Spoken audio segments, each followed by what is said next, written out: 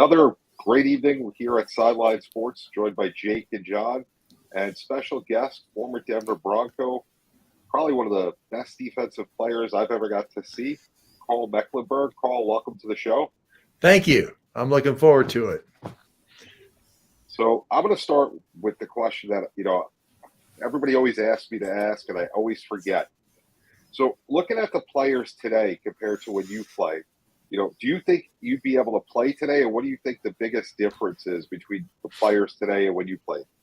Yeah, I would have a hard time making the team today, just because I was a 310th pick of the draft. I was not somebody that was expected to make it. I made it because I could hit. I mean, I was a football player. I didn't look good in shorts. That's there's practice in shorts now. So how do you make the team if you're not expected to make it and you're not playing football? So that would have been a challenge. I think I would have had a lot of fun pass rushing against today's tackles. There's a little bit. There's a lot of sloppy technique out there, and I think a big part of that is they don't practice full speed, and they don't really get a chance to work on their skill set the way they need to. And coming out of college, same thing. They have limited practice time and limited reps, and end up, I don't think, as good as the players were back in my day. All right. Well, you mentioned you could hit, and I'm assuming that's where this came from, but I have to ask because one of the first things that happens when you even look you up is your nickname is the Albino Rhino. I have to ask, how did that come about? Was it because of how hard you hit, or was there a deeper story to this? It was a teammate back in college, Kirk Bankston, named me that, and it stuck with me. It followed me to Denver. I mean, I was undersized as a defensive lineman, but I was strong enough to throw people around and take care of that. And I guess that's where the name came from. All right. And he never told you why. He just one day said, "This is your nickname," and that was the end of it. Is that what happened? Yeah. I've got Swedish and Norwegian and German background, and not a whole lot of guys with my skin tone in the NFL. So I guess that was part of it too. Fair enough. And then I wanted to also ask you, because I was thinking about this before. And you kind of made a good transition for me. You talking about guys that hit hard. You played with probably one of the hardest hitting players in all of football for many years, Steve Atwater. You guys were teammates for quite a few years. Yeah. Tell me about what that was like being on that same team. Just not only how was he as a person, but obviously very intense, right? And you were just saying, look, you were not one to shy away from the big hits. What was that like being with him?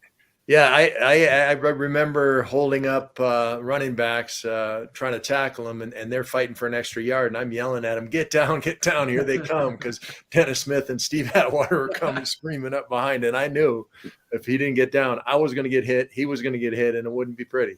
So Atwater was a great player. A wonderful human being. He's a friend of mine to this day. We see each other quite a bit. Doesn't live very far away.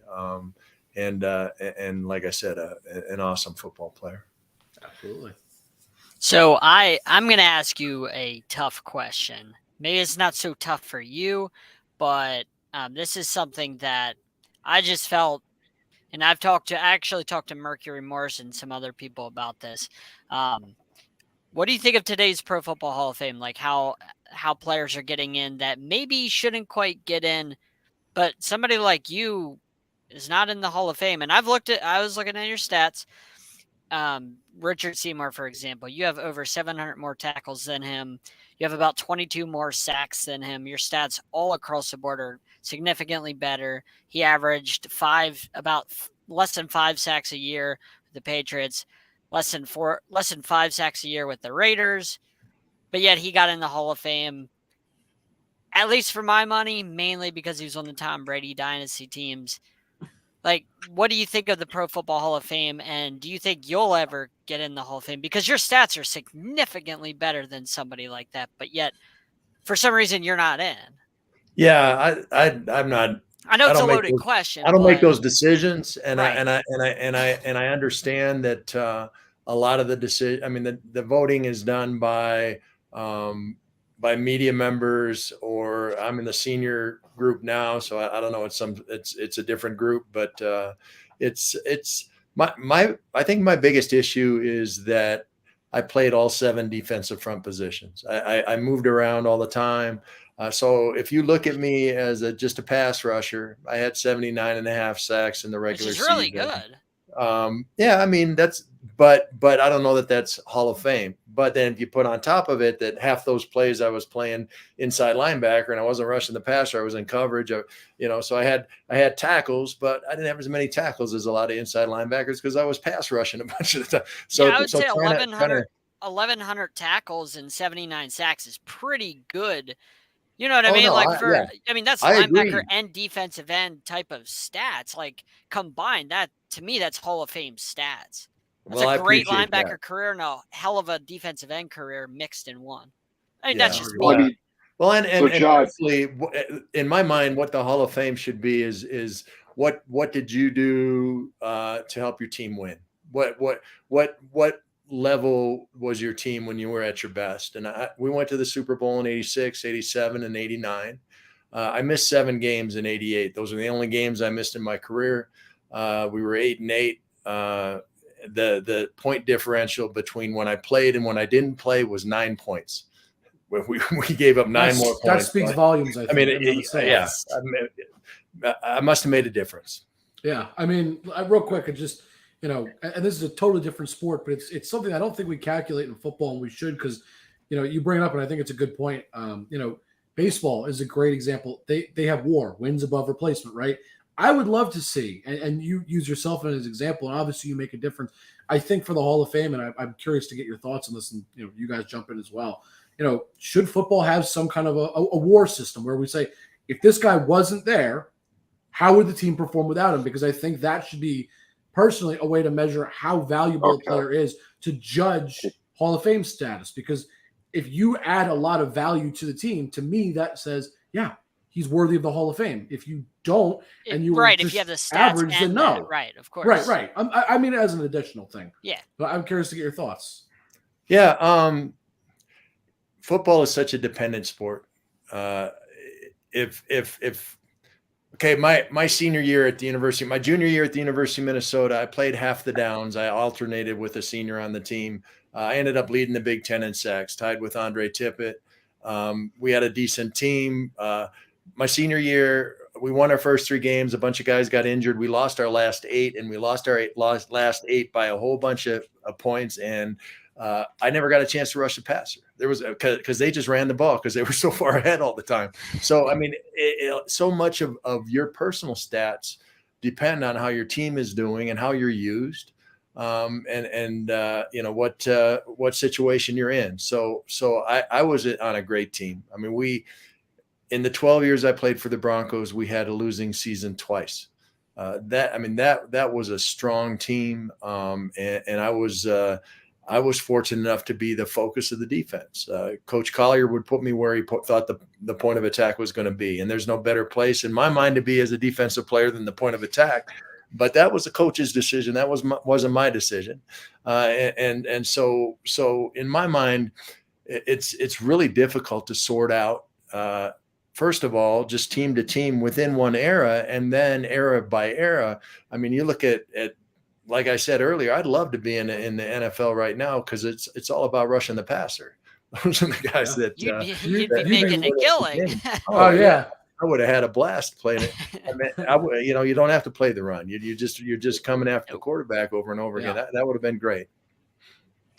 Yeah, listen, as a guy who grew up watching Carl, in New York, we got to see him in the Super Bowl, which we won't talk about that too much for you. I know that was a bad one, but you knew he was one of the best defenders in the game. You look forward to watching him. If you like defense, which I've always loved defense, yep. You knew who Carl was. You studied what he did, and he was by far one of the best in the game. I had a question, though, sent in by one of the guys here from Sideline Sports, whose nephew's actually a slot receiver on the Minnesota Gophers, Troy Geary. He had asked, what's your thoughts of Minnesota doing in the Big Ten West this year? Do you think they have a shot? I do think they have a shot. PJ Fleck is an amazing coach. I don't know if you guys have followed him out there, but he is a guy that is a perfect guy in today's world as far as college coaching. He's so upbeat. The kids love him.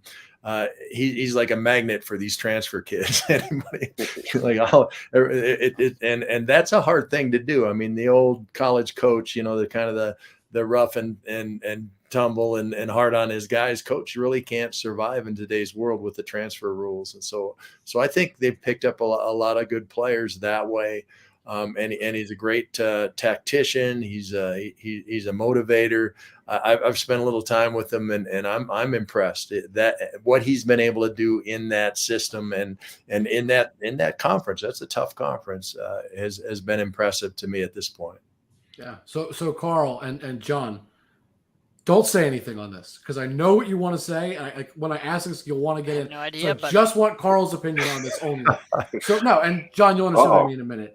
No, we have constantly debated who is the greatest quarterback to ever play. And John is a Dolphins fan, and he's a big Dan Marino guy. And Carl, you played against two of the guys that are usually in our conversation. We usually have about four people, I would say. It's Peyton Manning, Tom Brady, Joe Montana, and Dan Marino. And you played against two of them, Marino and Montana. You actually played in the Super Bowl against them. So I wanted to get your opinion. Granted, you haven't played against two of those guys, but that I mentioned. But you played against Marino and Montana. Who do you think is the greatest quarterback of all time? Is it one of those, or is it somebody I didn't even mention? John Elway. There you go. Wow. Yeah, no. I should have seen that coming. That was a loaded question. I should have seen it. Actually, Marino was my favorite guy to sack because not only would you sack him, but then he'd get up and he'd cuss and he'd scream and he'd yell at his offensive lineman that you just beat. So that was always fun. I love it. But the reason I was saying that is because John, I knew would want to jump in and say Dan Marino's the best, so I didn't want to hear it. I didn't want to hear that. I've never seen anybody throw the football like that, man. That's fine. And he was in an era where it was all about running the football, but yet he was the first of his kind. Like there was nobody. Like he started what we see today. Like he was the beginning of that. He was ahead of his time. That's so, real quick, Carl. You said John Elway. Now I want to hear why did you say John Elway? Not just because he was your team. I'm legitimately curious your analysis. On why. Yeah. John was everything you wanted a quarterback. He was an unbelievable leader. He was a tough guy. He could run the ball. He could throw the ball. If playing as a defensive player on a team with John Elway as its quarterback, you could take chances. You could make mistakes, get behind a little bit because you knew if it was somewhat close at the end of the game, we were coming back and we were winning that thing. And I saw it over and over and over again. He would will his teammates and he would will himself to get it done. And he was an unbelievable player.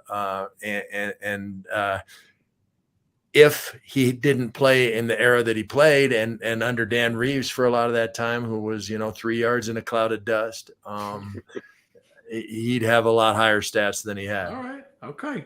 Hey, see, I like the explanation, though. That's why I figured if you're going to give me an answer, you got a good explanation behind it. That's why I had to ask. I didn't mention Elway on purpose, knowing that there was a pretty good chance that was going to be your answer. But it was coming. If I don't say it. So, after football, you got into motivational speaking. Who were some of the coaches that you had, or who kind of got you into doing motivational speaking? What was your inspiration for that?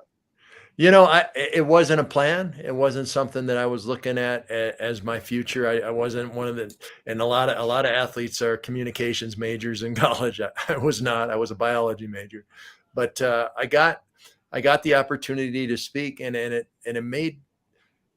was so much like football, which doesn't sound right, but truthfully, you prepare for the organization you're speaking for. You perform at a high level for a short period of time. You evaluate what went on. You repeat what went well. You throw out what didn't go well, and you get ready for the next one. I mean, it's football without the injuries, and I feel like I'm making a difference in a lot of organizations around the country. I do about 40 keynotes a year. and have for 17 years, and just love the job. Most people are fortunate to find one job they love in a lifetime, and I've got a second one, and have grown and learned a lot through the National Speakers Association. And the National Speakers Association is a group of like-minded speakers who share best practices and meet now and again, and it's my team now, and I really enjoy that those relationships. That's awesome. So how closely are you following the Broncos today? Oh, very closely. Yeah, you can't help it here in Denver. It's a football town. So what's your overall impression so far? I know it's only game one, but with Russell Wilson as quarterback, do you think last night was a fluke, that they'll be fine? Or do you think that it's going to be a couple of years before you're back in serious contention? Yeah, no, last night was a zillion mistakes because they hadn't played in the preseason. If you look at the statistics of the teams that played their first teamers and their starting quarterbacks in the preseason, who played against teams who sat everybody out in the preseason, I think this week it was 3-8. The numbers. So three wins for the teams that didn't play their quarterbacks and their starters, and 8 losses. And usually those are the better teams because they feel confident and can rest their people. So yeah, it's just like a preseason game. They're learning about each other. There were a lot of mistakes, and part of that was the coaching. But the coaches are all in positions they've never been in either. Each of the coordinators are new to being coordinators. The head coach obviously is new to being a head coach. They got a new quarterback. They got new ownership. They got new everything. It's all brand new. It takes a while, right? If you match up a bunch of people just thrown together right now against a team that has played together for a while and has had that steady coaching and steady leadership like the Seattle has, then yeah, they lost by 1 point. They fumbled twice on the goal line. I mean, they were very close to winning that game, and they didn't play well, and they made a lot of bad decisions. So yeah, they've got a lot of talent. Now they got to become a team. I like that. And how many preseason games did you play in the 70s? Because I was told Mercury Morris told me they used to play 6. Yeah. I started in '83, and we played 4. And we played a good chunk of each game. But that's what I was alluding to, is you guys played the preseason games. It wasn't like you played one series and sat. No, they weren't. They weren't afraid of us getting hurt. We were full pads, 2-a-day practices all through training. We had 5 weeks of training camp. I mean, it was knock down, drag out, last guy standing makes the team kind of deal. And yeah, but you were ready for the season, right? When yeah. Okay. Oh yeah, we were more than ready for the season. For the first game. Okay. Now we didn't have 17 games, although we didn't have a bye either. So yeah, things I think it all cancels out a little bit. Yeah. And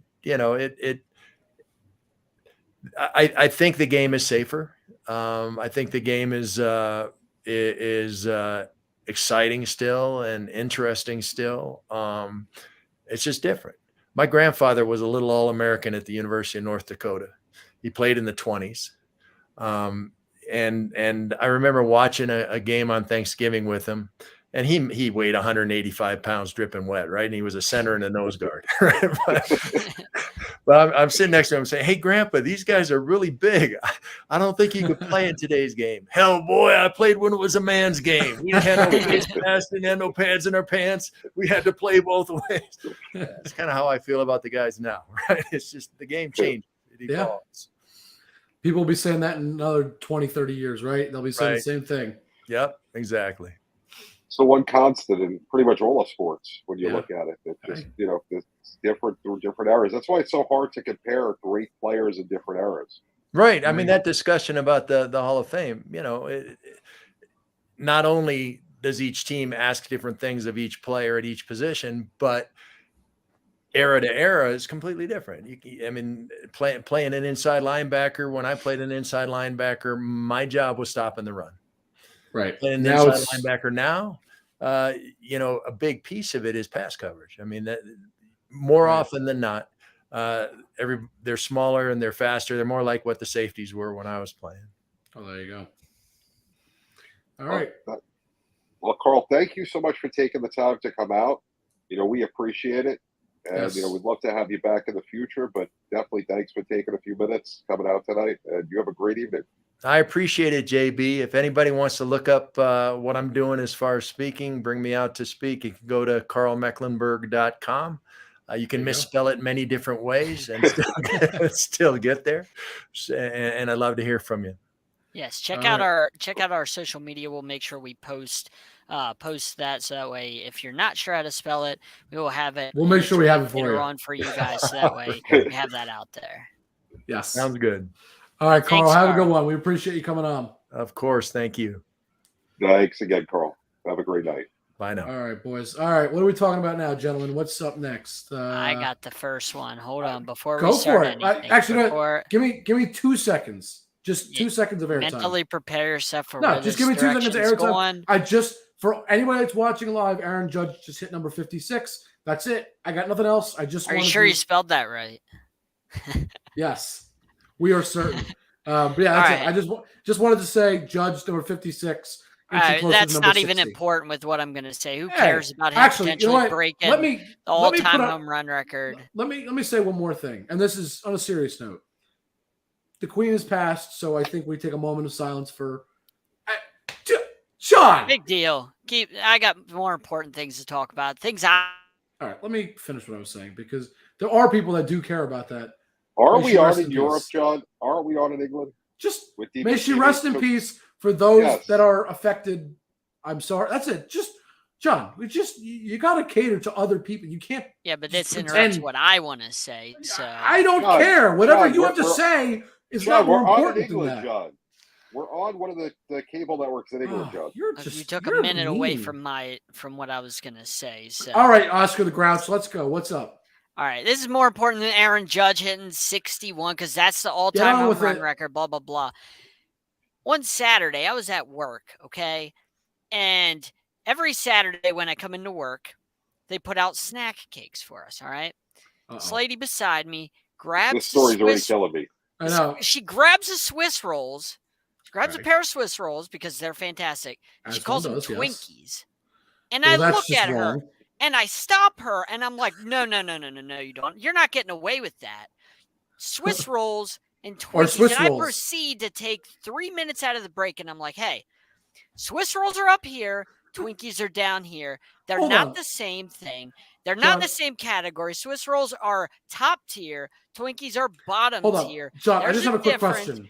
Make sure you know. Wow. John, what does that have to do? Very appalled that you can. What does this have to do with anything? I mean, I agree. I think I understand. There are people in this world that think Swiss rolls and Twinkies are the same thing, and they're just not. I think what he means is the Tennessee Titans and the LA Rams are Twinkies. That's what I think he means. I can't argue with that. The Giants are 1-0, baby. This is an odd feeling. That's where he's going, guys. I got to say it, and I'm putting this one out to the world. And hear me out before I say this, before you say anything. The New York Football Giants will be making the playoffs this season. And there is one reason I will say that. I love it. I love the optimism. There's only one reason. This is the most weird, wacky, wild stat in the last approximately I think it's technically 11 years, but we'll say 10 years. The Giants have started 1-0 only 3 times prior to this, twice prior to this season, to the start of the season. 2011 when we won the Super Bowl, and 2000 and I believe it was 15 or 16 when we went to the playoffs, the infamous boat year. Every other year we've started 0-1, and we missed the playoffs. In all these other years we missed the playoffs, but in the past, I think it's because technically 11 years we've started 1-0. We've made the playoffs. There is no other reason Other than that, I said the New York Giants are making the playoffs. Since 2016, there's one week out of every NFL season since 2016 that the Giants have had a positive record. That's this week. This is the first time since 2016 they've had a positive record. Let that sink in. How bad they've been. I am the most disgruntled Giants fan. You are. You're Oscar the Grouch of every sports team you love. You hate every sports team you love. Lose the game when I pick against you in the suicide pool. Lose the game. I've never heard you talk good about any of your sports teams. Only bad. JB, don't you know the rule? Don't bet on your own teams ever, no matter what, whether it's to win or lose. Just don't. You can pick your team to lose. You can't pick your team to win when you bet. Yes. You should never. Look what happens when you bet on the Giants. Somebody put up a Twitter poll. Is it okay to bet against your team? Hey, you know what? Let's ask Pete Rose. Oh, that is a loaded question, and you know it. Yeah, that's like asking A-Rod or Barry Bonds or Mark McGuire, hey, is it okay to use steroids? Well, I think we know the answer they're going to give us. You're just setting them up. Come on. I mean, what is this? Listen, me and Peter are on the same boat on this one. It's okay to bet against your own team. And you know what happened to both of you? You both lost at the end of the day. It's the same reason I don't pick my own players in fantasy. The bias is there. I always try and stay away from the bias. I stay away from it. If you bet, stay away from the bias. And you know what? Speaking of fantasy, John, we're in a couple leagues together, the three of us. I'm in one with you guys. Oh, yeah, you're not in the other one. All right. So JB and I are in 2 leagues together. Only one of the 2 leagues that we play, but Mr. Ellis, I'd like to say to you, good game, but you lost, as I told you you would. Joe Burrow, who got crushed in real life, having 5 turnovers, still beat you. That's all right. And I beat you by 13 points. More importantly, I lost the suicide pool. That's what we're talking about. Fantasy football, season-long fantasy football, that's over. We got daily fantasy. What do you mean it's over? There's 17 and by the way, which is a perfect transition into the next topic I'd like to speak about, which I think is a good football-related topic, actually. JB, if you recall in the league that we have with John, it's a 2-quarterback league, and I admit I was in a very precarious situation. I had last year traded some draft picks away, so quarterback-wise, I was Matt Stafford, which was fine. It was a bad week 1, but fantasy-wise, I was happy to have him as a quarterback before the season started. I had no problem with that. And I had Daniel Jones, which I'll tell you is I love my Giants. He may have won this week. I would never want him as my fantasy quarterback. I barely want him as my starting quarterback in real life. JB offered to give me a quarterback. He said, I'll give you if you give me a first rounder, I'll give you Dak Prescott. I said no. I later, as we all know, I believe I told the story last week or the week before, I traded Jacob Christner, who's also in that league. I managed to get Jameis Winston, who had a very nice week this week. Everything is great. JB, you had Dak and wanted to trade me to him, and understandably so. He's a good quarterback. Don't get me wrong, fantasy-wise especially. Dak Prescott has an injured, I believe they said he fractured his thumb. He is out a minimum of 6 weeks now. Not according to Jerry Jones. According to Jerry Jones, he believes it's 4 weeks. But Jerry Jones lives in La La Land. Jones exactly also has Santa Claus staying at his house right now. Santa is on vacation in Dallas. Is that Mike McCarthy? Exactly. So, but they're having a sleepover. The rumor is the Tooth Fairy may show up. Who sleeps on the top of the bunk bed and who sleeps on the bottom of their bunk beds? I don't want to know. How about that? Well, Mike McCarthy would have to be on the bottom of the bunk beds. Jerry Jones would have to get the cool part at the top. He is a horrible coach. I've seen so much bad coaching and announcing week 1 of the NFL season.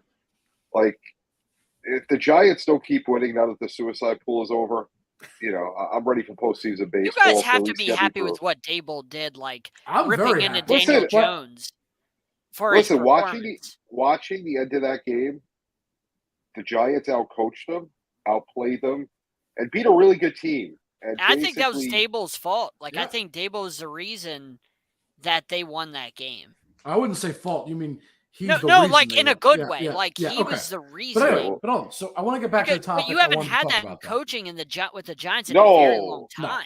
But no, since Somebody Tom that Coughlin, who cares. I you're wanted right. fired. You're right. But what I wanted to get to was the Cowboys' next 6 games. Just the next 6. Forget if Dak is out longer than 6 weeks, because I think Jerry Jones 4 weeks is delusional. But even if you want to do the next 4 weeks, I'm welcome. I'm perfectly happy to do it. But the next 6 games, the Cowboys might be in some real trouble if they don't trade for a quarterback. The Bengals next week, there's no chance they beat the Bengals It's over. with at this point. They're not going to get a quarterback fast enough. Right. At this point in time, the Bengals will be playing against Cooper Rush. And so that's automatically the Cowboys are already 0-2. Then they go into the Giants. And on a Monday night, if they don't trade for a quarterback, I'm going to be honest, this is not a Giants bias. There is a chance the Cowboys also go 0-3 It's a now. division game, It's a of course. division game. Division game's a toss-up. Right. That's what I'm Any saying. team can win. With Cooper Yeah. Rush at the helm, I think I don't think that they have a chance. I don't know that they're going to be able to stay. Daniel Jones is better than Cooper Rush. He's not good, but he's better. He's better than him. He's not saying much. Much better. Okay. Then they go and they play at home against the Commanders. I got to be honest with you. The way Carson Wentz played the other day wasn't bad. I could see the Cowboys losing another game. Stop. Carson Wentz beating his first game, of course he'll play well. And that's It fine. puts pressure on him. So, But so let's say they win that game. I'll accept that we say that win it. It's division. So now we're talking about 4 games in. The Cowboys are 1-3. Then they go on the road in October.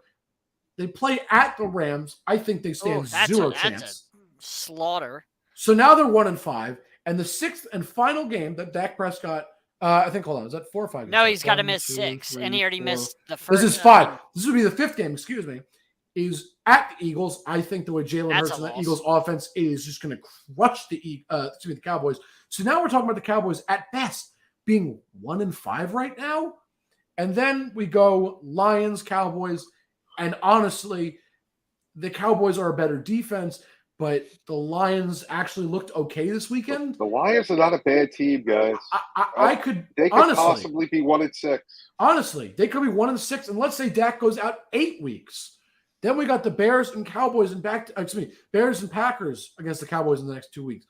We're talking about if they don't trade for a quarterback, the Cowboys maybe have 3 wins if they're lucky. At this point in the season, the Cowboys are in trouble, guys. True. I mean, I'm saying maybe 3 if they're lucky. The season's over is what Jake's saying. The season's over. So at that point. That's what happens when you don't have a quality backup quarterback. Look, you know what? And so that raises the question. That's what happens when you don't have a quality starter. I wouldn't call him. He's good enough. In our division, he's good enough. He's good enough to guarantee you second place in our division, which is a playoff spot at this point. But anyway. You give him a small assortment of talent, and he doesn't have – well, they already did it this year. They started to take away his talent. They took away his line, basically. Took away Amari Cooper. Took away Cedric Wilson. He didn't look very good, at least for one game. No. Almost a whole game. No, Cam Newton is washed. Stop it. Stop with that nonsense. So hold on. So, John, hold on. That's a fair comment because it does go in the direction of what I was going to ask, which is, what do the Cowboys do for quarterback? They can't stay with Cooper Rush. We saw what do they do? In Didn't Carolina they do this? last year, he forget was about Cam Newton for a washed. second, but didn't they do this a couple of years ago? Who was their backup when Dalton got hurt? When Dalton was the backup? Well, Dak got hurt, and then Dalton got hurt. Right, Dak got hurt, Dalton got hurt. And then it became Ben DiNucci or whatever. I was going to say that was Ben DiNucci, right? And he played for how long? So, I mean, listen, this is the Cowboys thing. They listen, it's over. And I think, you know what, if they can get Cam, it's a quality starter. It's better than what they have. It's better than Cooper Rush. It's not gonna change that they're done. They could still make the playoffs because outside of the division leaders in the NFC, there's nothing it's very weak. Like there's nothing really like they can slip into the playoffs at 8-9 or 9-8. Like it's very possible because the NFC's extremely weak outside division There's leaders. 7 playoff spots now? 7 playoff spots. So Niners probably get in, Vikings or Packers get the other wild card. And then really it's fair game for that last spot. You're talking about spot. the NFC West. Maybe you're talking about the Cardinals. There's a chance. You never know.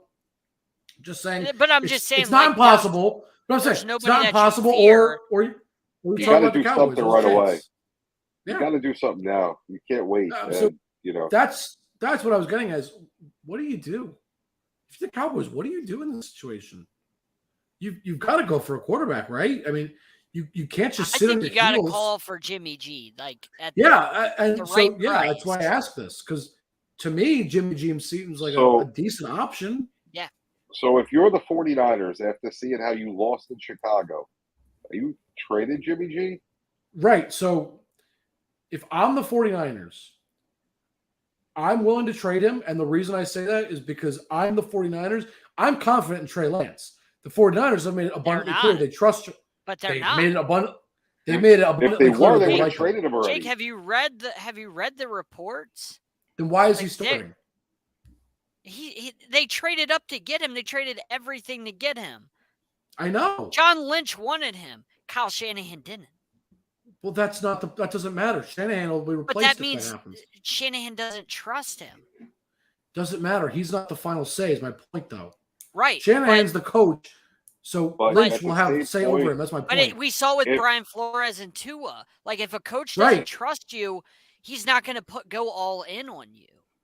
You know what I mean? Like I get a that, quarterback but quarterback and but- head coach have to be tied at the hip. If they're not, that's it's not going to that's work. fine. But the difference is, John, the coach doesn't make the final decision as to who gets traded or not, and that's Oh, my 100%. point.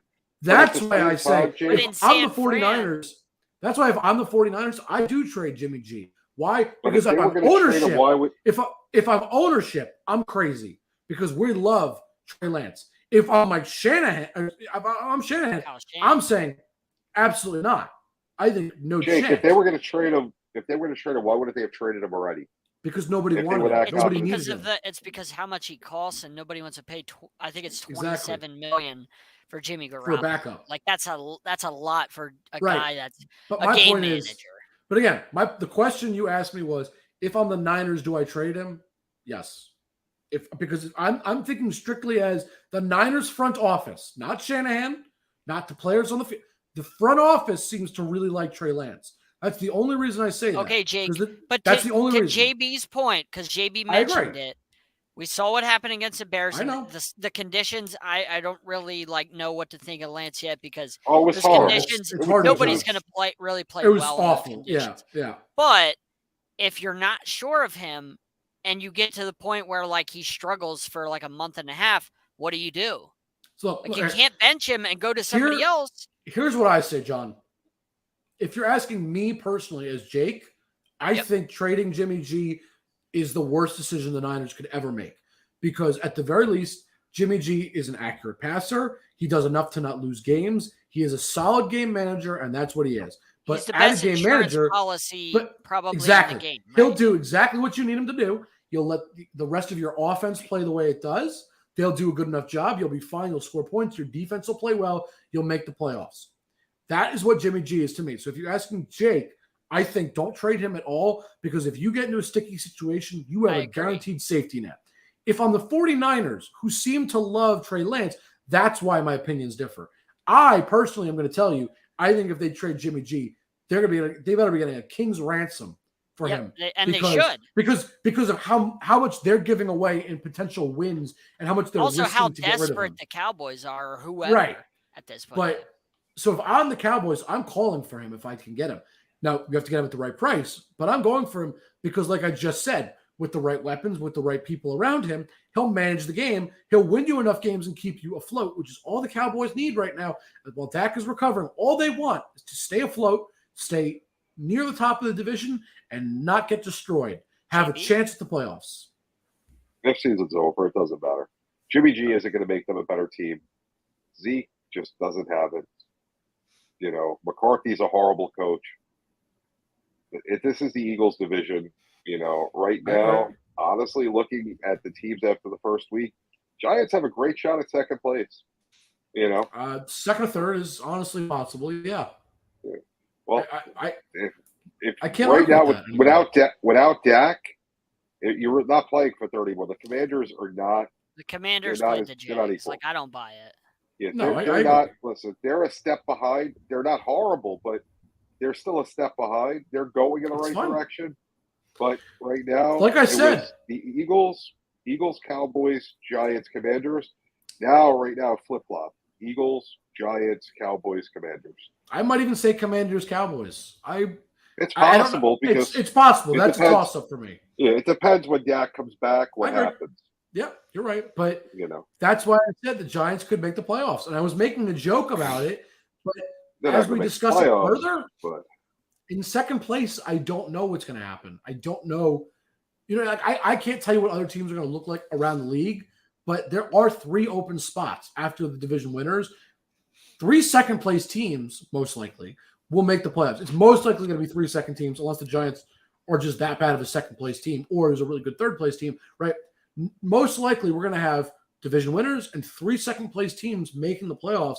If the Giants play well enough, I'm not saying good, and Saquon continues to play the way he's playing, because let's just call it what it is. Saquon is the Giants' offense. He is literally all they have right now, and he was phenomenal in that win because Daniel Jones continues to turn the ball over and doesn't help the Giants really. A lot of the time, I think he hurts them. But besides the point, the Giants have a chance. That's my I want to point. argue JB's point about how Zeke doesn't have it, because I'm gonna give you a little bit of stats. I'm gonna give you a little bit of stats on that because you're wrong, and I'm gonna prove it to you. Okay, I want to hear this. Zeke's career, his first year. Zeke's first year, he touched the ball over 350 times. His second year, he didn't because, remember, he was suspended. He only touched the ball 250 plus times, but we remember the suspension. That's fair to discount. Right. He still had 15 touchdowns his rookie year, 7 touchdowns even with the suspension. All right. 2018, he touched the ball almost 400 times. 2019, touched the ball over 350 times. Back-to-back years, he had over 1,300 yards. So he had 6 touchdowns, then 12 touchdowns. Kellen Moore has come in. 2020 was when Kellen Moore came in. 244 carries. 2021, Kellen Moore's there, 237 carries. This year, against the Bucs, when Dak goes out, he carries the ball 10 times for 52 yards in that game, 5.2 per carry. Like his career average is never going below 4. It was 5.1, 4.1. John, if they're not giving him the ball, he doesn't have it. But that's not his fault. You got to have the ball fault. to have it. No, so JB, that's hold not on. his fault. If he's carrying over 4 yards per game, it doesn't matter. He had 10 I have to agree with touchdowns John. last year. No. I think you gotta, a better if argument. you you don't have the ball, John. You don't have. If you got to give a guy 100 less plate appearances a year, of course his stats are going to be worse. I think a better argument would be Ezekiel Elliott is being underused. I think that's a better argument. And I said that all last year, and I agree with you. But at the same point, if you're not giving him the ball, he doesn't have it. I don't think that's accurate. I don't think that that's a fair statement to make. His stats don't say that, though. His stats, when he does touch the ball, indicate he does have the ability to make plays, which implies he has it, as you put it, right? When you give him the ball, he clearly is producing. He's only had 2 seasons in his entire career where he was under 1,000 yards. That's it. 2 seasons. And every other one of them ball, he was and the if he doesn't have the ball, he does not have it. In 2017, when he didn't hit 1,000 yards, that was the year he was suspended. Exactly. Right. So if you don't have the ball, you don't have it. I mean, he's averaging 4.5 yards per carry. I don't think that's it doesn't matter. It doesn't matter whose fault it is. If you don't have the ball, you don't have it. I completely disagree. I think that's a baloney statement. Yeah, like the numbers are telling you you're wrong. I think JB, you always give me. You've given this as an argument before, and I'll use it in a different context. You play who you play, right? You can only play who's on your schedule. Right. Zeke can only play as much as he's given the ball himself.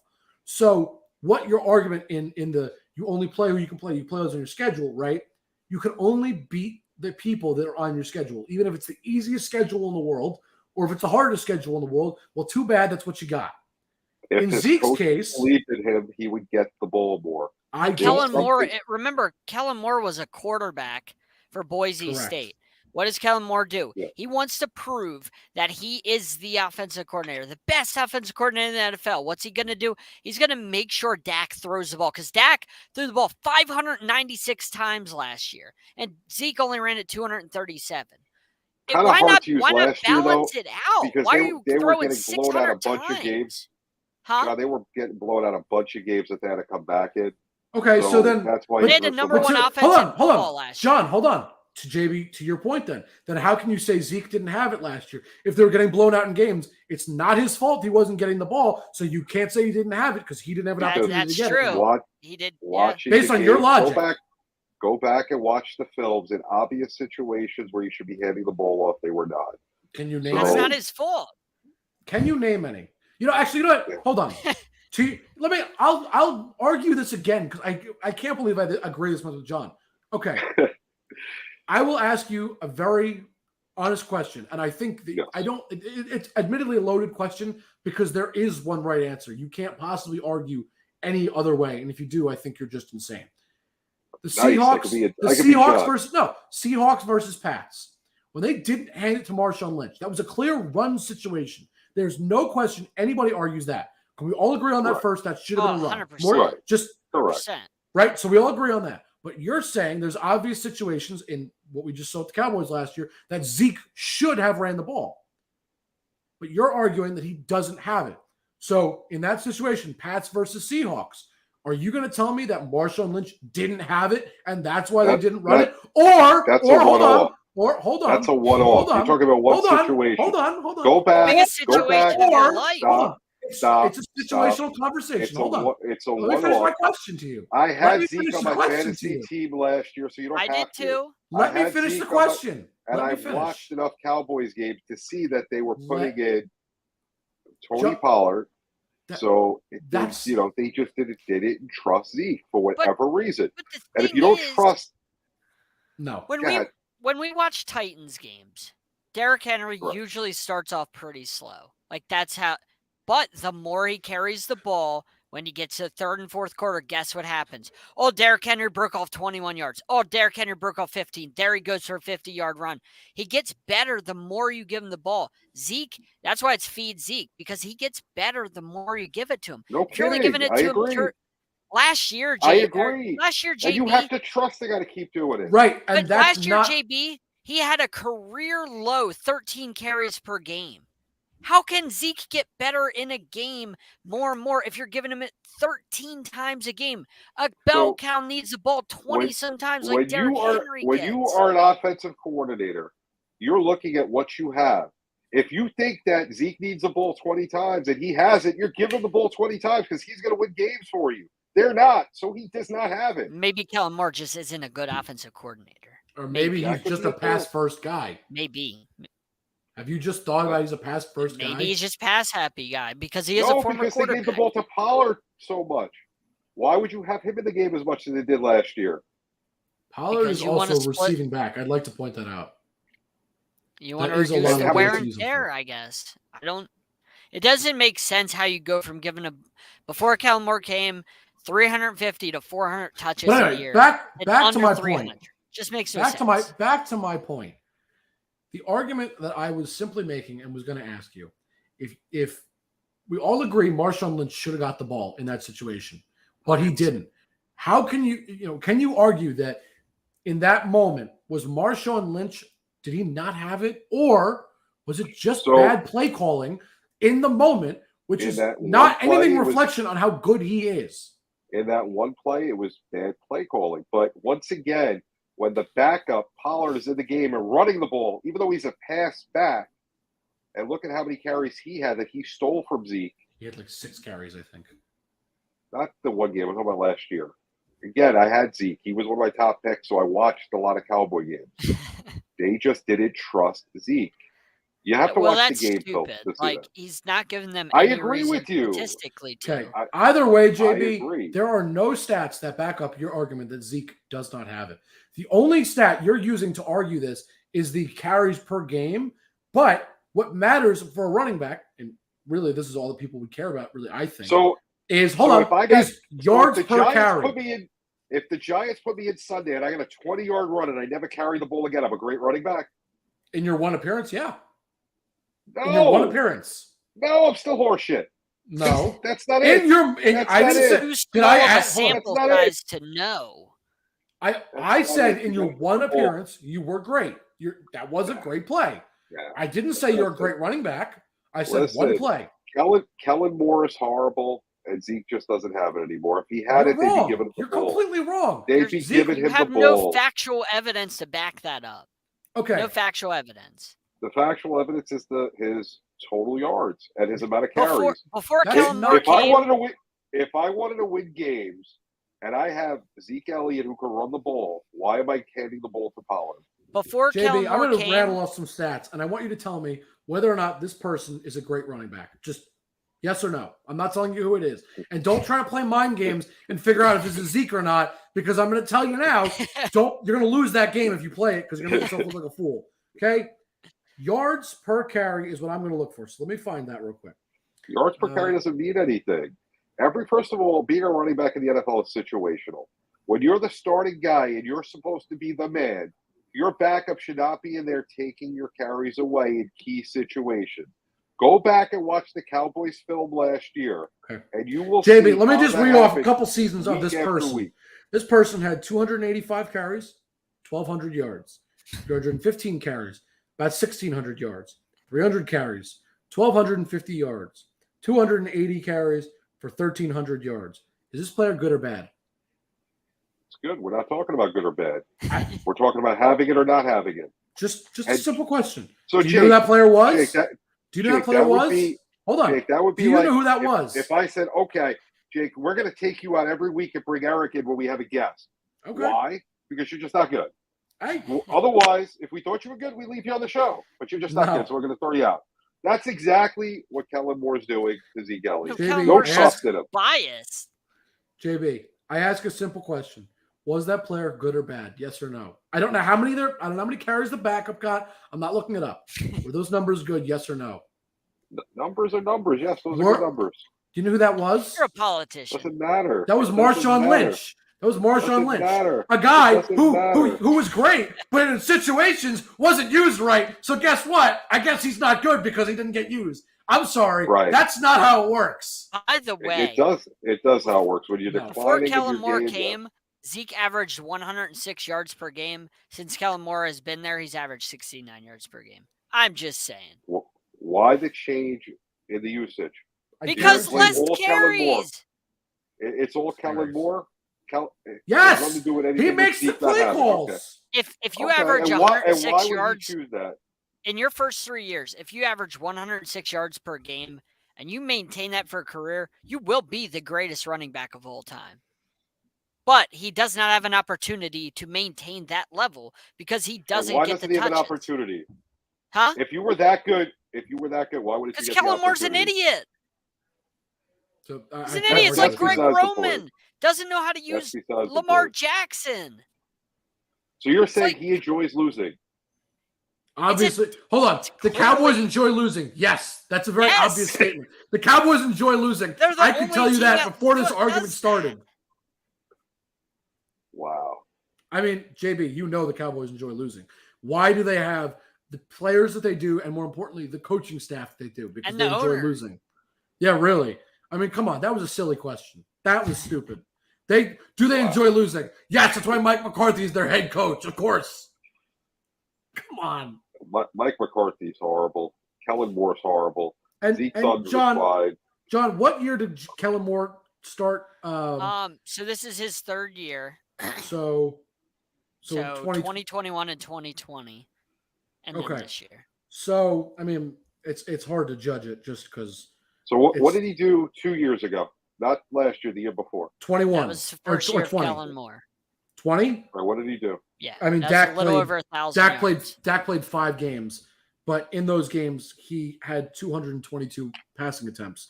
So 222 divided by 5, quick math, that's 44 attempts per game. And what did Zeke do? In the whole season, Zeke did, what we're talking about, 2020? He had 244 rush attempts for 979 yards. So my point in all of that was, so 244 divided by 15 games, 244 divided by 15, he was getting 16 carries a game. So the argument that can be made very easily is Dak was throwing the ball over 40 times a game, and Zeke was running the ball 16 plays in the game.